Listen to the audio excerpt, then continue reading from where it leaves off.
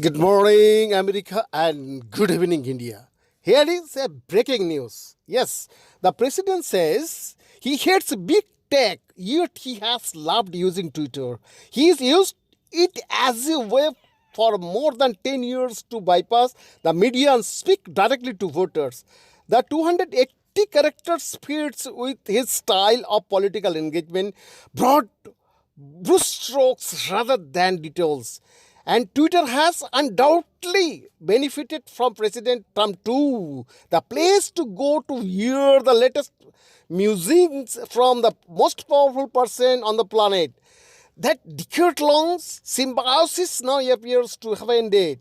On Wednesday, Twitter not only locked the president's Twitter feed but threw serious jeopardy on its long-term future on the platform. In the theory, the firm only suspended Mr. Trump's account for 12 hours, saying he could use it again provided that he deleted 3 tweets for violation around its civic integrity policy. But this was the crucial part of Twitter's statement. Future violations of the Twitter rules, including our civic integrity or violent threats policies, will result in permanent suspension of the at the rate real Donald Trump account. Well, Mr. Trump breaks these rules all the times. Twitter's civic integrity policy states that you may not use Twitter's services for the purposes of manipulating or interfering in elections or other civic processes. Mr. Trump's tweets about made-up allegation of mass voter fraud regularly today. Well, Twitter has very specific rules about world leaders.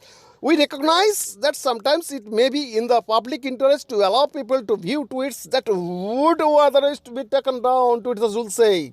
At present, we limit expression. we limit exceptions to one critical type of public interest content tweets from elected and government officials. The BBC understands there have been frequent debates at the highest level within Twitter about permanently banning Mr. Trump. But Chief Executive Jack Dorsey had felt it was in the public interest to keep the account active, albeit with warning messages, unless the president incited offline violence, which the company now believes to be the case. No one is turning a blind eye, a senior source said. In short, Mr. Trump has been allowed to remain on Twitter despite numerous breaches of its rules because he is the president. But as the power given to him by the American people slowly slips away, so does his Twitter immunity. His words on social media for years helped to incite to enhance the storming of Capitol Hill. As a soon-to-be private citizen, a decision to kick him up would be a lot easier to make. Facebook has already suspended Mr. Trump for 24 years and may well be thinking of a more long-term ban too. All the big social media companies have made it clear that as a private citizen, if you continually look to peddle conspiracy theories and promote extremism, you should expect to be kicked out. Mr. Trump will be no exception.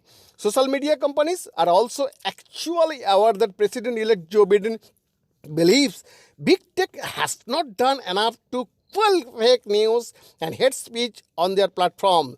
They are now desperate to show that they can, in fact, police their own platforms without the need for stringent legal reforms. What better way to show you are serious than to act on Mr. Trump's misinformation?